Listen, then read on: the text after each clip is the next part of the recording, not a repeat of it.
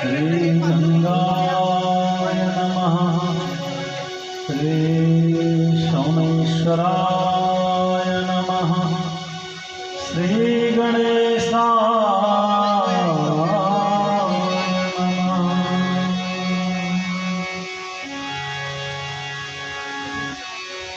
गंगया दर्शनं पुण्यं गंगाया महदाहनम्।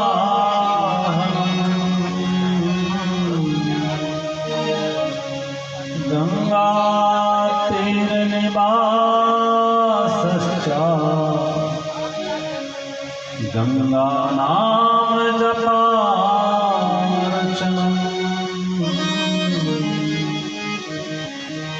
गंगानाम जपार्चनम्।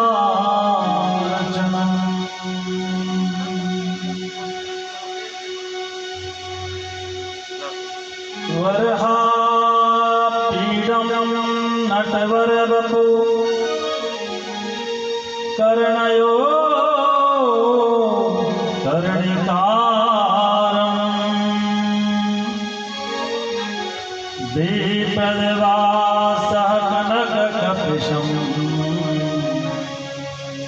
वैजयन्तीं च मालाम्। रन्धानुवेणो रदरसुदया पूरयन् गोपवृन्दये।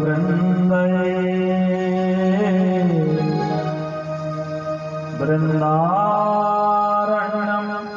स्वपदरमणं प्रविशद्गीततीरे।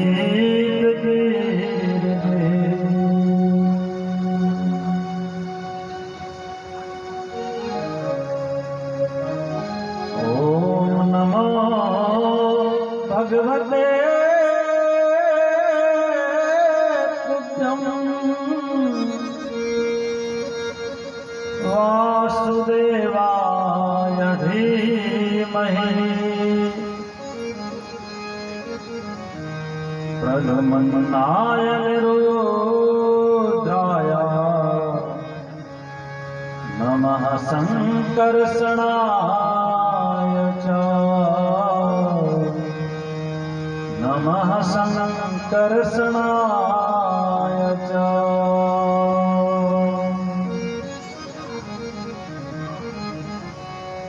गंगा मेरी स्वामिनी और मैं गंगे को दास।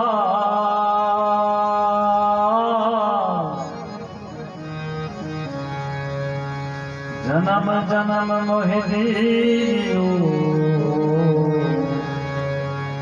निज चरणन को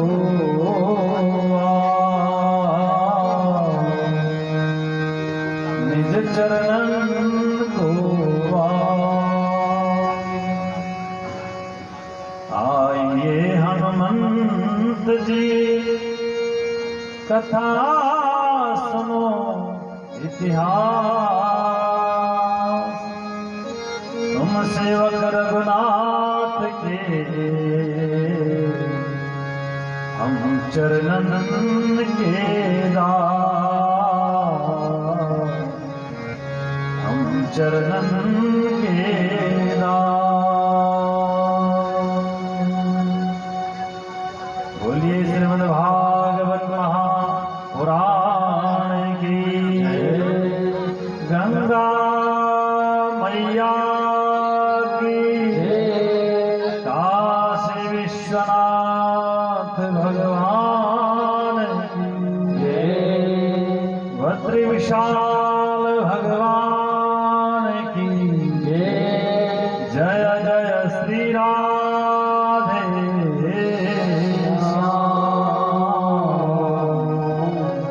जय जय श्री राधे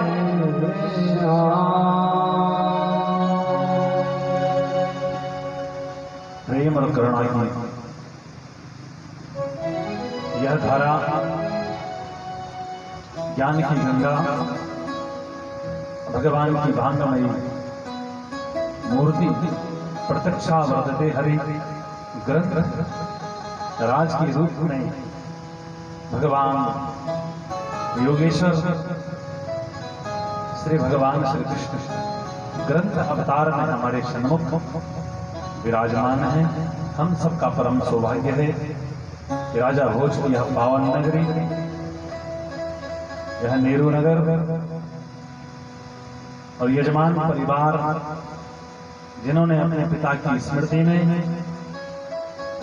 श्रीमद् भागवत कथा का यह शुभ पावन यज्ञ करवाया,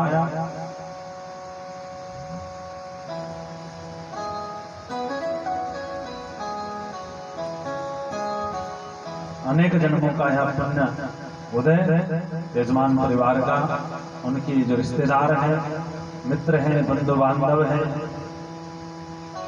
पड़ोसी हैं, सबका ही यह सहयोग और भगवान की महती कृपा यजमान परिवार को यज्ञ करने का अधिकार भगवान ने प्रदान कराया। और हम सबका भी परम सौभाग्य है कि ठाकुर जी ने इस कथा में हम सबको सहयोगी बनाया, किसी को बैठने के लिए तो किसी को सुनने के लिए। एक निमित्त ठाकुर जी ने हमें इस योग्य समझा कि हम सब इस कथा में सम्मिलित हो पाए। ये भी जन्मों का पुण्य उदय, इसीलिए सब ने तो संसार बहुसागर है और काम काम काम और काम किसी को नहीं छोड़ता। ये संसार का काम हो, ये हृदय में जो काम जागृत होता है वो जीव को भी नहीं छोड़ता। किसी भी योनि में चला जाए, काम के वशीभूत जीव है और उसके बाद कामनाओं के वशीभूत। यह जो मिट्टी का पुतला है कामनाओं के वशीभूत हुआ है, उसकी कामना कभी समाप्त होती नहीं। बस कामना समाप्त की समाप्ति ठाकुर जी के चरणों में जाने के बाद कामना की समाप्ति हो जाती है। फिर कोई और काम दिखता भी नहीं, न काम दिखता है और न कामना प्रकट होती है। पर जो जीव परमात्मा के सन्मुख भी बैठकर काम काम और कामना अपने हृदय में व्यक्त करता है, वो इस कलिकाल में मूढ़ है।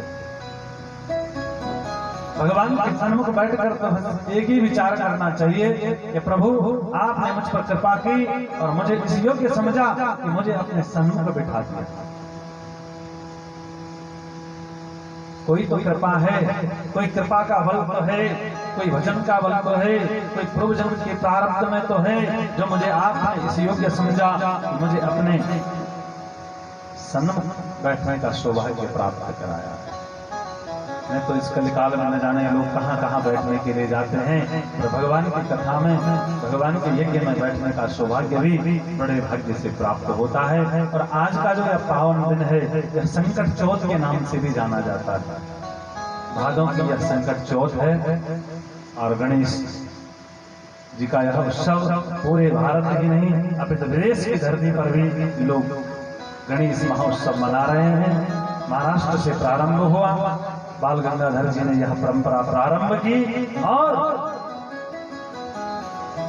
गणेश पूजा आदि अनादि काल से, जब शिव और पार्वती का विवाह हुआ तो उस समय भी विवाह में गणेश जी का यहाँ जन्म नहीं है, फिर भी गणेश पूजा हुई, क्योंकि रामचरितमानस में करविराकर नाम के गणेश थे। गणेश एक पदवी है, जैसे प्रधानमंत्री का पद है, उस पद पर कौन कौन विराजे, ऐसे करविराकर नाम के जो है गणेश थे उस समय। और जब शिव पार्वती का विवाह हुआ तो गणेश पूजा प्रारंभ की गई। और गणेश जी इसीलिए अग्रगण्य हैं कि बुद्धि के विधाता भी हैं, क्योंकि उन्होंने अपनी बुद्धि अपने माता पिता में ही स्थिर कर दी। जब कहा कि संसार की परिक्रमा करके आओ तो उन्होंने अपनी ये बुद्धि कहीं और लगाई नहीं, अपने माता पिता के चरणों में लगा दी, इसीलिए वो अग्रगण्य हो गए बुद्धि में भी। और जो संतान अपने माता पिता की सेवा करते हैं, अपने माता पिता के चरणों में अपनी बुद्धि को लगा देते हैं, उन्हें फिर माता पिता के ही आशीर्वाद से, वो संतान के लिए हो, चाहे धन के लिए हो, चाहे संसार की कोई कामना हो, उनके हजारों शत्रु उत्पन्न हो जाएं, कोई उनकी कामना को रोक नहीं सकता। ठाकुर जी उनकी कामना को पूर्ण कर देते हैं, क्योंकि माता पिता के आशीर्वाद से गणेश जी भी अग्रगण्य हो गए। तो आज का यह संकट चौथ जो गणेश जी का स्मरण पूजन करते हैं, गणेश जी उनके समस्त संकटों को भी दूर कर देते हैं। और आज का ही वह दिन है जिस दिन चंद्र का दर्शन नहीं करना चाहिए। चंद्रमा के दर्शन करने से फिर कलंक लगता है। आज का भी वह दिन है, यह भादों की संकट चौथ जो गणेश जी का पूजन तो सब मनाते हैं। गणेश जी उनके परिवार में वो संतान हो, ये संपूर्ण परिवार सब सिद्धि और बुद्धि हैं, दोनों ही उसके घर में इन्हीं के द्वार पर आ जाती है। लाभ और क्षेम ये दो पुत्र हैं, शुभ और लाभ भी कहते हैं, पर लाभ क्षेम ग्रंथ में लिखा है, इसीलिए शुभ और लाभ उनके द्वार पर सदा सदा के लिए विराजमान हो जाते हैं। तो बोले गजानन भगवान की जय। और यूं तो हम जब कोई यज्ञ करते हैं तो सर्वप्रथम गणेश जी का ही पूजन करते हैं। क्या करते हैं? गणेश जी का ही पूजन करते हैं। ऐसे कोई सनातन में कोई पूजा नहीं जिस पूजा में भगवान गणेश जी का नाम, गणेश जी का पूजन न होता हो, ऐसा कोई यज्ञ ही नहीं है। और ऐसा ग्रंथ कहते हैं, नारद गणेश पुराण में, नारद पुराण में भी लिखा है कि जब भी जीवन की यात्रा तो चली रही, पर हम घर से जब यात्रा के लिए निकलते हैं, कहीं भी आप ऑफिस के लिए निकलो, दुकान के लिए निकलो, कहीं दूर रिश्तेदारी में जा रहे हो, तो गणेश जी का नाम लेकर यात्रा प्रारंभ करनी चाहिए। उसकी यात्रा में भी कोई विघ्न नहीं आता। और अपने गृहस्थ रूपी यात्रा भी लोग प्रारंभ करते हैं तो गणेश जी की पूजा से करते हैं। क्या करते हैं? गणेश जी की पूजा से मंगल स्नान कराते हैं ना, तो वहां भी पहले गणेश जी की पूजा करते हैं, क्योंकि गृहस्थ के बंधन में बंधने जा रहा है। संस्कार कितने हैं? 16 संस्कार। और 16 संस्कार में विवाह संस्कार में भी गणेश जी की पूजा सर्व प्रधानता है। गणेश जी हर जगह गणेश जी अग्रगण्य है, इसीलिए वो बुद्धि के विधाता है। आज का यह पावन मंगलमय आप सबको संकट चौथ की खूब सारी मंगल कामनाएं। बोले गजानन भगवान की जय।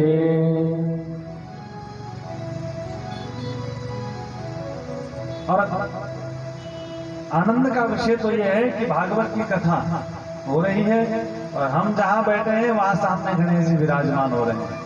क्या आनंद का विषय ये है? हम तो पुकार ही रहे हैं, पर हमारे ठीक सन्मुख गणेश जी विराजमान हो रहे हैं। क्या हो रहा है? और गणेश जी की कृपा ही है।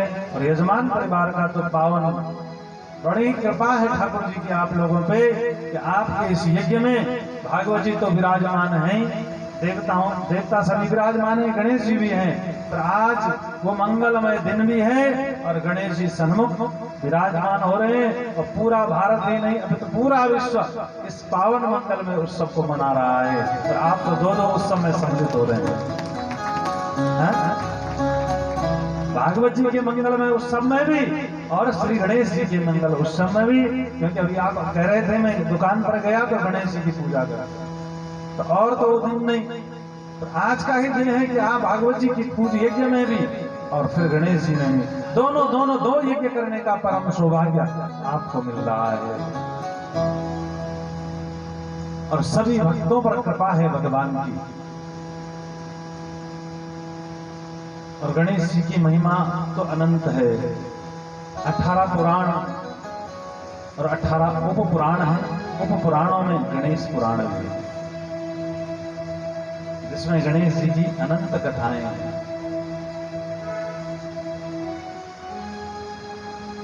गणेश जी की अनंत कथाएं हैं।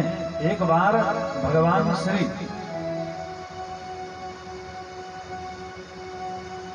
गणेश जी ने शंकर भगवान से कहा,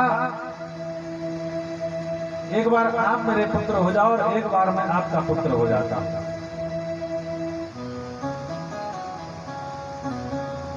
तो माता पार्वती ने भगवान शंकर से कहा कि मुझे पुत्र की कामना की इच्छा है, पर ऐसा पुत्र हो जो अग्रगण्य हो जाए बुद्धि में भी। तो भगवान शंकर कैलाश में बैठे थे और कैलाश में जब मां ने कहा पार्वती ने, तो फिर भगवान शंकर मुस्कुराए और भगवान शंकर ने कहा देवी अगर आपके पुत्र की कामना है तो पुत्र तो हो जाएगा, पर उसके लिए एक यज्ञ करना पड़ेगा। और उस यज्ञ को करने के लिए तो देवी मां पार्वती बोली यज्ञ कर लेंगे, क्या कितना समय लगता है यज्ञ करने में, करवा लेंगे। तो भगवान शंकर बोले देवी पहले पूरा सुन तो लो इस यज्ञ की विशेषता, यज्ञ इतना सरल नहीं है। तो फिर यज्ञ के बारे में बताया, यह यज्ञ पूरे 1 वर्ष का होगा और 361 ब्राह्मणों के द्वारा होगा। 361 ब्राह्मणों के द्वारा ये यज्ञ होगा कैलाश में। और इस यज्ञ की विशेषता क्या कि ब्राह्मणों को नित्य स्वर्ण दान करना पड़ेगा, एक एक सिक्का। तो मां पार्वती बोली कि उसमें कितना समय लगेगा महाराज, ये तो सब हो जाएगा। बोले इसमें यज्ञ तो हवन आहुति तो देनी पड़ेगी, तो यजमान को स्वयं भी वो चरु जो होता है जिससे आहुति दी जाती है 6 महीने तक उसी को लेकर रहना पड़ेगा। तो मां तैयार हो गई और 361 ब्राह्मणों को निमंत्रण दिया और उस यज्ञ के प्रधान आचार्य सनक सनंदन सनातन सनत कुमार मुख्य आचार्य बने उस यज्ञ के। तो सर्वप्रथम विश्वकर्मा जी को बुलाया गया और कैलाश में भवन का निर्माण कराया गया। भवन का निर्माण हुआ, यज्ञ मंडप बनाए गए, 365 ब्राह्मणों के लिए अलग अलग कक्ष बनाए गए। और फिर ब्राह्मण ही नहीं, जितने भी देवता इंद्र चंद्र वरुण कुबेर सभी देवताओं को निमंत्रण दिया, ब्रह्मा जी को भी निमंत्रण दिया। इतने तो इतने सृष्टि जो भगवान नारायण हैं उनको भी निमंत्रण दिया। और भगवान नारायण साक्षात विराजमान रहे। उस यज्ञ में ऐसा कोई देवता नहीं था जो प्रत्यक्ष में खड़ा ना हो। क्या? जो प्रत्यक्ष में उस यज्ञ में बैठा ना हो, ऐसा कोई देवता ही नहीं था। इतना यमराज भी वहीं बैठे थे। सभी देवताओं को निमंत्रण और सब पहुंचे कैलाश में। विश्वकर्मा जी ने निर्माण किया और यज्ञ प्रारंभ हुआ। अब यज्ञ होते होते समय बीता और यज्ञ की नित्य की सामग्री भगवान शंकर ने कुशलता पूर्वक यज्ञ को संपन्न करने की संपूर्ण चेष्टा की। ब्राह्मणों को भी प्रसन्नता पूर्वक दान यश दिया। और जब यज्ञ पूर्ण होने वाला था तो फिर भगवान शंकर और विष्णु भगवान कौतुक करने लगे सनकादिकों के साथ और कहा कि सनकादिक ऋषियों को कि तुम पार्वती से कहो कि दक्षिणा तो आचार्य की मन की होनी चाहिए। क्या होनी चाहिए? आचार्य की, जो यज्ञ के आचार्य हैं सनत कुमार। तो भगवान शंकर जब मां पार्वती से कहा सनत कुमारों ने कि देवी आप तो धर्म पत्नी हैं, क्योंकि आपने अपने पति को धर्म पे लगा दिया। किस पे लगा दिया? एक पत्नी होती है और एक धर्म पत्नी होती है। तो जो पत्नी होती है वो सिर्फ संसार के कार्य में लगा के रखती है, पर जो धर्म पत्नी होती है वो सनातन में लगा देती है, दान में, जप में, यज्ञ में, तीर्थ में, व्रत में लगा देती है। और देवी आप तो इतनी श्रेष्ठ हैं, सनकादिकों ने मां को कह दिया। तो बड़ी प्रसन्नता की, प्रशंसा की। अब जब प्रशंसा की तो मां पार्वती भूली नहीं समाई। तो कहा मन से, और भगवान चाह ये रहे थे कि पार्वती ऐसा कुछ करे। तो जब प्रशंसा कर दी सनकादिक ऋषियों ने तो मां बोली कि आपकी जो मन में दक्षिणा हो वो बोलिए, आपको इस यज्ञ में क्या चाहिए। अब तो पकड़ में आ गई माता। बोली कि सनत कुमार बोले आप तो एक संकल्प कर दो, दक्षिणा फिर बताऊंगा। तो मां तो बड़ी प्रसन्न थी, क्योंकि इतनी प्रशंसा कर दी सनकादिकों ने। मुंह मांगी दक्षिणा जो बोलोगे वो देंगे। तो क्या हुआ कि सनकादिक ऋषियों ने जब वचन ले लिया कि जो मांगोगे वो देंगे, तो संकल्प करा दिया। अब संकल्प के बाद कहा कहो क्या चाहिए। तो माँ ने तो सोचा शायद धन दौलत मांग लेंगे, संपत्ति मांग लेंगे, भूमि मांगेंगे, गाय दान मांगेंगे। और जब हुआ तो क्या कहा कि देवी संकल्प हो गया, जो मांगेंगे वो देंगे। कहा कि मुझे तो आप भोलेनाथ दे दो। क्या दे दो? मां पार्वती बोली मैं तो यज्ञ इसलिए करा रही हूं कि मेरी संतान हो, और आप तो मेरे पति को ही मांग रहे हैं, तो संतान कब होगी? बोले देवी आपने तो वचन दिया है कि जो मांगोगे वो देंगे, अब तो आपने हमें दे दिया। और उन्होंने भी भगवान का हाथ पकड़ा कैलाश से तो ले जाने लगे। अब तो माता पीछे से रोने लगी। सनकादिक ऋषियों ने कहा कि नहीं देवी, अब बोले इनके बदले कुछ और ले लो। बोले हमें अदला बदली कुछ नहीं करनी, अब तक आपके शंकर थे अब हमारे हो गए। क्या हो गए? भगवान शंकर से कहने लगी माता पार्वती कि आप जा कहाँ रहे हैं? बोले मैं था तेरा, अब तो सनकादिकों का हो गया। संकल्प कर दिया देवी आपने, अब तो जहां ये ले जाएंगे मैं इनके वश में हो गया। इधर भगवान विष्णु को तुक कर रहे हैं। जब मां पार्वती उदास हो गई, निराश हो गई, तब भगवान विष्णु से जाकर कहने लगी आप सनकादिकों को समझाइए। तब भगवान सारे देवता हंसने लगे कि ऐसा कोई यज्ञ करता है कि पुत्र की कामना के लिए और पति को दान दे दे, ऐसा कौन सा यज्ञ होता? तो बड़ी कौतुक कि हाँ मां पार्वती फिर भगवान विष्णु से कहने लगी कि प्रभु आप ही कुछ करिए। तब भगवान ने कहा कि आप इसके बदले शिव जी के बदले अब गाय दान करिए। सनकादिक ऋषियों को मनाया, सनकादिक ऋषियों को, और अदला बदली कर दी। इधर गाय दान दिया, इधर भगवान शंकर को वापस ले लिया। और यज्ञ पूर्ण हुआ। पूर्णमदः पूर्णमिदं पूर्णात् पूर्णमुदच्यते पूर्णस्य पूर्णमादाय पूर्णमेवावशिष्यते। और यज्ञ संपूर्ण हुआ। सभी देवताओं को जो उनकी दक्षिणा थी वो प्रदान की, और सभी देवता ब्राह्मणों को अपने अपनी जगह विदा करने लगे। भगवान शंकर और माता पार्वती। अब तो पूरा कैलाश खाली हो गया। सब जो आए थे मित्र रिश्तेदार, सब बंधु बांधव, सब अपने अपने घर चले गए। यज्ञ पूर्ण हुआ। रात्रि सूर्य अस्ताचल की ओर था, रात्रि होने वाली थी, शाम का समय था। इधर सब यज्ञ का प्रसाद पा के सब चले गए। माता पार्वती भगवान शिव ने भी प्रसाद ग्रहण किया। सोने की तैयारी कर रहे थे कि अचानक से आवाज आई द्वार से, भिक्षाम देहि भिक्षाम देहि।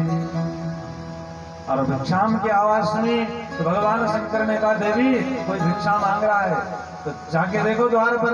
तो आए कैलाश में गुफा के द्वार पर जब आए तो देखा एक बूढ़ा ब्राह्मण। मां पार्वती ने बोला आज दिन भर पूरे भंडारा चल रहा था, आप कहाँ थे? अभी भिक्षा मांग रहे। बोले मैं भंडारे का प्रसाद नहीं लेता, अगर अपने घर से कुटिया से कुछ बना के दे सकती हो तो दो। भगवान से कहने लगी मां पार्वती क्या करें? भगवान ने कहा अति शीघ्र प्रसाद बनाओ। तो प्रसाद बनाया, प्रसाद बनाकर द्वार पे गए, देखा जो ब्राह्मण भिक्षा मांगने आया था भिक्षाम दे। तो प्रसाद बना के द्वार पर भगवान शंकर और मां पार्वती पहुंचे तो कोई द्वारी पे खड़ा नहीं। अब द्वार पे खड़ा नहीं तो इधर उधर देखने लगे। उतने में आकाशवाणी हुई कि मैं प्रकट हो चुका हूं। क्या? मैं लंबोदर हो। आकाशवाणी ने कहा कि इतना प्रसाद बनाओ, इतना प्रसाद बनाओ कि मैं लंबोदर हो जाऊं। क्या हो जाऊं?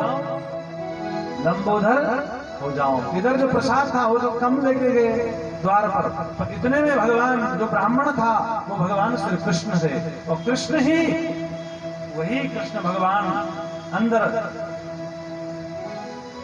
शिव गुफा में बालक के रूप में परिणत हो गए। बोलो गजानन भगवान की जय। भगवान श्री कृष्ण ही पुत्र के रूप में, शंकर जी के पुत्र के रूप में प्रकट हो गए, और आकाशवाणी हुई इतना प्रसाद बनाओ, इतना प्रसाद बनाओ कि मैं लंबोदर हो जाऊं। वो लंबोदर भगवान की जय। आकाशवाणी हुई, दौड़